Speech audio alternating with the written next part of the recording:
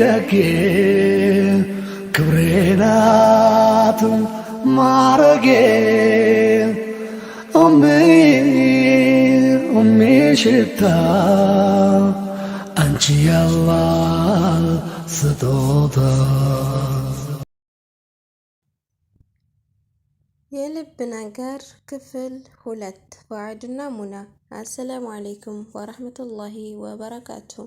ውድና የተከበራችሁ የፎዚ ቤተሰቦች ሰላም ጤና ይስጥልኝ። ውድ ሀገሬ ልጆች በያላችሁበት የዓለም ዳርቻ ሰላማችሁ ብዝት ትርፍ ይበልልኝ እያልኩ ኢንሻአላህ ያው ዛሬም ታሪካችን እንደቀጠለ ነው። ለምታበረታቱ በሙሉ ከልብ ነው ማመሰግነው እያልኩ ወደ ታሪካችን እንቀጥላለን ማለት ነው።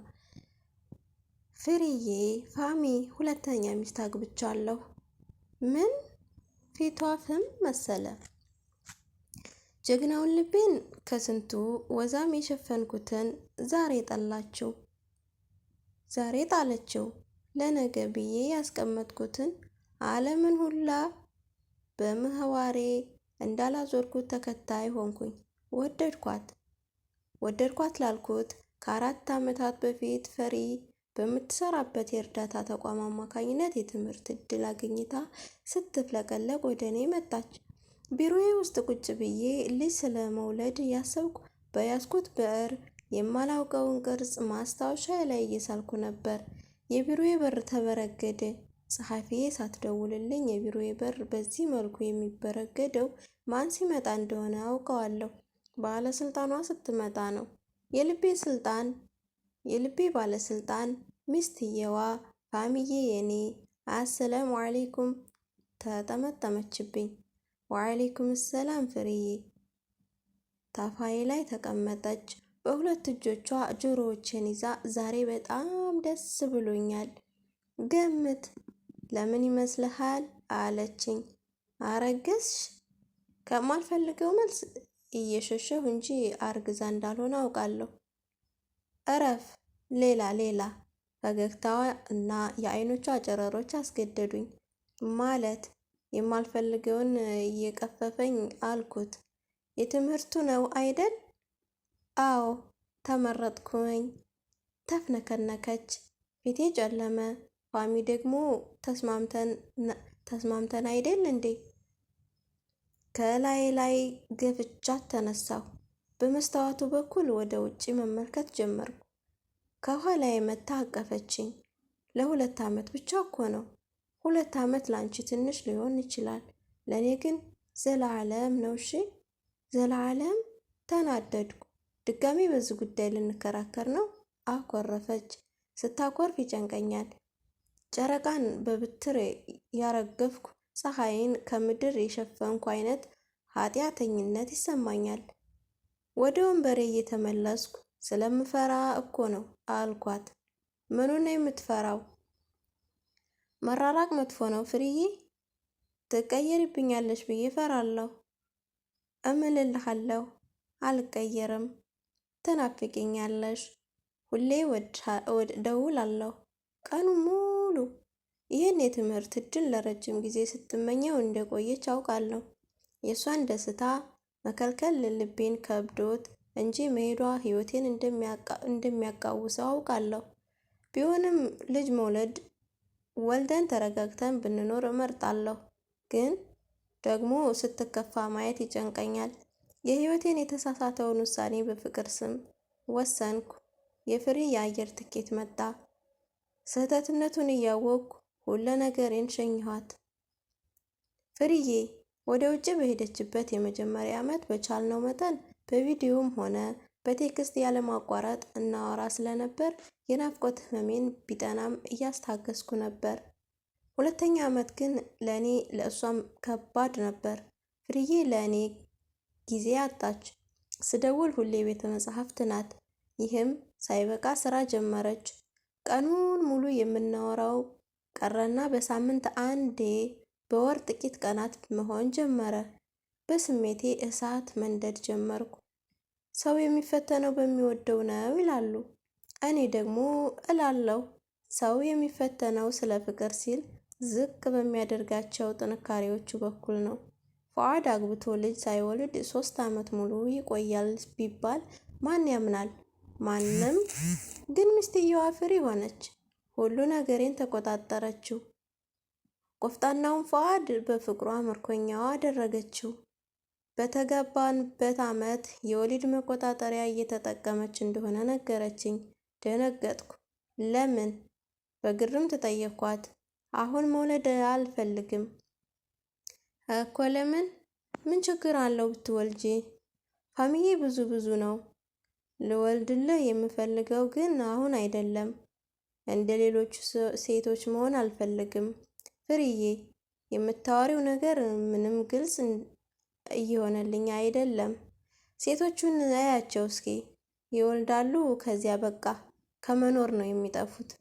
ለባላቸው እንደ ድሮ ሳቢ አይሆኑም። ደግሞ ማስተርሴን ሳልሰራ አላገባም። ደግሞም ስንወልድም እንደነሱ መሆን አልፈልግም። የአሁኗን ፈሪሃ ነው መምሰል የምፈልገው። መውለድን ከመማር ጋር ምን አጋጨው? እንደሱ እያላችሁ ነው የምታጭበረብሩን። ባክህ፣ መውለድ ቀላል አይደለም፣ ትልቅ ኃላፊነት ነው። ከመውለድ በኋላ ደግሞ ማሳደግ የሚባል ነገር አለ። ይለጠጣል ነገሩ። ቶሎ ማስተርሴን ልጨርስና እንወልዳለን። ከ2 ዓመት አይዘልም ያልኩት መውለድ ውጪ ካልሆነ አልማርም የሚል መስፈርት ታክሎበት የውጭ እድሉን እስክታገኝ 3 ዓመት ሙሉ ጠበቅን። 3ኛ ዓመት ላይ ግን የቤተሰብ ጭቅጭቅ ሰላም ስለነሳኝ እንድንወልድ ወሰንኩ። ተቃርቤም ነበር። ምን ያደርጋል፣ ይሄ የተረገመ የትምህርት እድል መጥቶ ሰላማዊ የፍቅር ህይወቴ ላይ መሰናክል ሆነብኝ። አየሁት እንባዋን ከመከፋቷ ውስጥ ሲረግፍ እንደ ዝናብ። ምን ነበር ቢጠረግ ይህ መራቋ ነገር ከታሪካችን ባብ። ሳቅ አየሁኝ ከዚህ፣ ሳቅ አየሁኝ ከዛ የተመሳቀለ። አንዷ ትዝታዬን እሷን የመሰለ። ፍርዬ ውጭ ነች። በ2ኛው ዓመት መጨረሻ ከባድ የሆነ መርዶ አረዳችኝ። የምትሰራበት ተቋም ውጭ ያለው ቢሮአቸው ላይ ለ2 ዓመት እንድትሰራ እንደጠየቋት ነገረችኝ። ካፌ ውስጥ ተቀምጬ ነበር። ከፍሬ የተደወለልኝን የቪዲዮ ጥሪ አነሳሁ። ምን አሉሽ? ፊቴ ላይ ቀጣዩ ይነበባል። አይቻልም አሉኝ። ምን ማለት ነው? ሳላስበው በጣም ጮህኩ። ቁጣዬን መቆጣጠር እየተሳነኝ ነው። የገባሽው ስምምነት ላይ ተካቷል። የውል ግዴታሽን መፈጸም አለብሽ አሉ። ታውቂ ነበር ፍሬ፣ ታውቂ ነበር። ከጅምሩ ከዚህ እንደማለቀሽ አስበሽ የዘየድሽው መላ ነው። ታውቂ ነበር። አትወጂኝም እንዴ? በግድ ነው እንዴ የተጋባ ነው? ወላሂ አላውቅም ነበር ፋሚዬ። እንዴት እኔ ካንተ መሸሽ እፈልጋለሁ። አባቴ ደስ እንደሚለው ነው እንጂ። ማልቀስ ጀመረች። በለቅሶሽ ልታሳምሚኝ አትሞክሪ። አሁን ትኬት ቆርጬ ልክልሻለሁ፣ ትመጫለሽ። ስልኩን ጠረቀምኩባት። ጸሐፊ ጋር ደውዬ ለፍሬ የመመለሻ ትኬት እንድትቆርጥ ነገርኳት። እንዴ እብድ አደረገኝ። ካፌ ውስጥ ያለው ሰው በሙሉ ከንፈሩን እየመጠጠ ያየኛል። ወደ ቢሮዬ ስመለስ ፍሬዬ ከሳምንት በኋላ የምትመለስበትን የአየር ትኬት ተቆርጦ ጠበቀኝ። ትኬቱን ፎቶ አንስቼስ ለፍሬ ላኩላት። ፍሬ ደጋግማ እየደወለች ነው፣ አላነሳውላትም። ወደ ቤት ሄጄ 3 ቀን ሙሉ ከቤት ሳልወጣ ቆየሁ። በ3ኛው ቀን ፍሬ የምትልካቸው የድምፅ መልእክቶች ስላሳዘኑኝ ደወልኩላት። የኔ ጌታ፣ አለቃዬ ፍቅሬ። ድምጿ አንጀት ይበላል። ምንድን ነው? ትኬቱን እኮ አየሁት። እና አንተ ጌታዬ ነህ፣ አስተዳዳሪዬ ነህ፣ የበላዬ ነህ። በህይወቴ ሁሉ ወሳኙ አንተ ነህ ፋሚዬ። ማልቀስ ጀመረች። በዝምታ ጠበቅኳት። ድምጿ ሳግ እየተናነቀው ቀጠለች። ነይ ካልክ ከወሰንክ እመጣለሁ። እስከዛሬ እንቅልፍ ሳልተኛ የለፋሁትን ማስተርሴን ትቼው እመጣለሁ። ድምጿ ውስጥ እውነተኝነት አለ። በጣም ሲከፋት የምታወራበትን ድምፅ አውቀዋለሁ። አላውቅልሽም።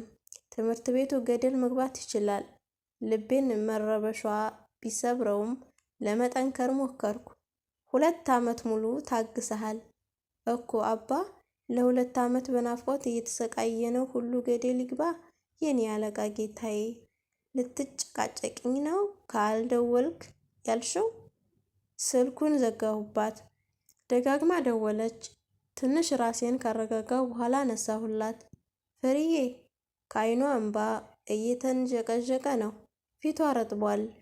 የበደልኳት ያህል ጨነቀኝ። እሺ የኔ ጌታ፣ እመጣለሁ። ትዕዛዝህን አከብራለሁ። የኔ ፍቅር፣ ምን ይዤልህ ልምጣ? መንሰቅሰቅ ጀመረች። ምንም አልፈልግም። ተሰነባበተን። ስልኩ ተዘጋ። ስልኩን እንደዘጋሁት ልቤ ደረቴን እንደ አታሞ መደብደብ ጀመረ። ፈራሁ፣ ጨነቀኝ። በምድር ላይ የምሳሳላትን አንድ ፍጡር የበደልኳት መሰለኝ። ራሴን አረጋግቼ ውሳኔ ላይ ለመጽናት ሞከርኩ። ሰውነቴን መንቀጥቀጥ ጀመረ። ለቅሶዋ ዓይኔ ላይ የተደቀነ ሰላም ነሳኝ። በረራዋ 2 ቀን ሲቀረው ደወልኩላት። ትልቅ የገበያ ማዕከል ውስጥ ነበረች። የኔ ፍቅር፣ የኔ ፍሪ። ተንተባተብኩ። ወየ ፋሚዬ። ፈገግ ለማለት ሞከረች። ምን እየሰራሽ ነው? ሞል ውስጥ አንዳንድ ነገር ሾፕ ያደረኩ ነው። ጊፍት ምናምን። ለማን? ለቤተሰብ። ማልቀስ አማረኝ። ልቤን አንዳች ነገር እፍን አደረገኝ። ፍርዬ፣ ወዬ ፍቅር፣ በጣም አፈቅርሻለሁ። እሺ፣ እኔ ደግሞ ካንተ በላይ። በቃ ጨርሰሽ ነይ። እሺ፣ ፈቅጃለሁ። ማለት በቃ እንዲከፋሽ በእኔ ምክንያት ልፋትሽም ገደል እንዲገባ አልፈልግም። እንግዲህ እንደምንም እችለዋለሁ። ጨርሽና ከማስተርስሽ እና ከስራ እድገትሽ ጋር ደስ እያለሽ ተመለሺ። ተንሰቀሰቀች። ባለችበት ተንበርክካ ተርገፈገፈች። በቃ አታልቅሽ የኔ ውብ፣ አታልቅሻ። እወድሃለሁ ፋሚዬ፣ ወላሂ እወድሃለሁ የኔ ጌታ። እንደማትጨክንብኝ አውቅ ነበር የኔ ንጉስ። አሁን ስትስቂ ማየት ነው የምፈልገው። ጥርሶቿ ፈነጠቁ። ፈገግታዋና የዓይኗ ጨረር ደካማ ጎኖቿ ተለቀቁ። ደረቅ መሬት ላይ የመጀመሪያዎቹ የዝናብ ጠብታዎች የሚያስነሱት አይነት አባዋራ ከልቤ ላይ በፈገግታዋ ተጠረገ። የመታፈኔ ስሜት ለቀቀኝ። ፍርዬ ሳቀች። ፍርዬን ደስ አላት። በስተመጨረሻ 2 ዓመት ስቃዩ ፈገግታዋን ሳቋን ገዛውላት። ፉአድና ሙና። አዎ የምር ስምህ ነው ማለቴ ሙና። የቢሮዬ እንግዳ መቀበያ ላይ አንድ የቋሚ ደንበኛችን ልጅ አዲስ ስለጀመረችው ቢዝነስ እያማከረችኝ ነው። ሰሞኑን በየ2 እና 3 ቀኑ ትመላለሳለች። የሚጠጣ ምን ይምጣልሽ? አረ ደስ አይልም ፏዬ። እንደ ባለፈው ልታረሳሳኝ ነው አይደል?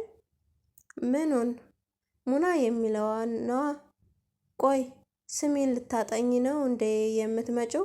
አይደለም እኮ ስለ ስራሽ ብናወራ ይሻላል። ስራውን ብዬ አይደለም የምመጣው፣ ጓደኞቼም እንደሆነ አስቤ ነው። ጓደኛሞች ሆነናል ተባብለን የለ እንደ ባለፈው?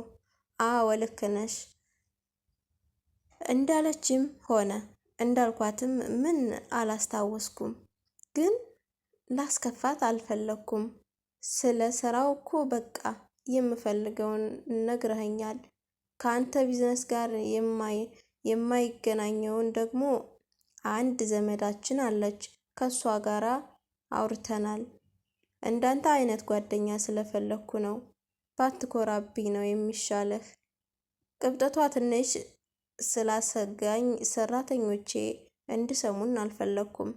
ወደ ቢሮዬ ይዣት ሄድኩ። እሺ ልጅ ኢክራም፣ ምን ነው የአባቴን እና የአያቴን ተውከው? ኢክራም ባርጊቾ ነስሩ ስርዓታ። እሺ በቃ ይኩሪ ጓደኛዬ፣ ለምን ምሳ አልጋብዝሽም? ተፍለቀለቀች። በጣም ደስ እያላት ከመቀመጫዋ ተነሳች። ስማ ግን ምሳ እየበላን ትነግረኛለህ ስለ ሙና? ችግር የለውም እነግርሻለሁ። ምሳ ለመብላት ከቢሮአችን አቅራቢያ ወዳለ አንድ ታዋቂ ሆቴል ሄድን። ወደ ሆቴል ስንገባ ኢክራም እየሳቀች ስማ ምሳ አበላሻለሁ ነው አይደል ያልከኝ? አለች። ሬስቶራንት አላቸው ውስጥ እኔ ደግሞ ሩም ብቻ መስሎኝ። ትስቃለች። ተጫዋች ነሽ? ተጫዋች ሰው አትወድም? አረ ወዳለሁ። ስለዚህ ትወደኛለህ? ትስቃለች። ሎጂክ። ወንበር ስቤ አስቀመጥኳት። ደግሞ ሮማንቲክ ነሽ? ሚስት ስላለኝ አይጠፋኝም። እና ለእሷ እንደምትስበው ነው የሳብክልኝ? ለእሷ አልስብላትም። ለምን? ሁሌ ታፋዬ ላይ ነው የምትቀመጠው። እንደዚህ ሬስቶራንት ስትበሉም ሬስቶራንት ውስጥ አንበላም። እና ቀልድ ነው ባክሽ። መውጫ ስታሳጣኝ መሸነፍ መረጥኩ። ለማንኛውም አሳሳብ ላይ ጎበዝ ነህ። ከዚህ በኋላ አንተ ካልሳብክልኝ አልቀመጥም። ቆመሽ ትቀሪያለሽ። ምግብ አዘዝን። አስተናጋጁ ትንሽ እንደራቀን በአይኗ ማውራት ጀመረች። ከኢክራም ልዩ ባህሪ ውስጥ ከሰው ጋር በአይን መግባባት ነው። እንዴት እንደሆነ ባላውቅም በአይኗ ብቻ ማለት የፈለገችውን ታስረዳኛለች። ደግሞም በደንብ ይገባኛል። ግን ደግሞ ቢገባኝም ጠይቃታለሁ። ምንድን ነው? ቢሮ ሆነን ቃል የገባህልኝ ንገረኝ። ምኑን? ምን ቃል ገባሁ? በአላህ አትድረቅ። ሙና ማን ነው? ምንድን ነው? ለምን አጓጓሽ? የሚስትህ ስም ፈሪሃ ነው እና የእናትህ ስም አውቀዋለሁ። እንዴት ሙና ልትባል እንደቻልክ ገርሞኝ ነው። እኔን በማጥናት የሚሰጥ ዲግሪ አለ እንዴ? አትድረቅ። ለምን ፉአድ ሙና ተባልክ? አስተናጋጁ ማዮኔዝ ይደረግበት አይደል ብሎ አቋረጠን። አባቤ እንግዲህ የልብ ነገር ክፍል 2 ይሄን ይመስላል። ኢንሻአላህ በክፍል 3 እስከምንገናኝ በያላችሁበት ሰላማችሁ ብዝት ትርፍ ይበልልኝ እያልኩ የዛሬ ቪዲዮ ይሄን ይመስላል ማለት ነው። ሰላም ለሀገራችን። ሰላም አለይኩም ወራህመቱላሂ ወበረካቱ። ደጌ ክብሬ ናት ማረጌ ሽታ አንቺ ያላህ ስጦታ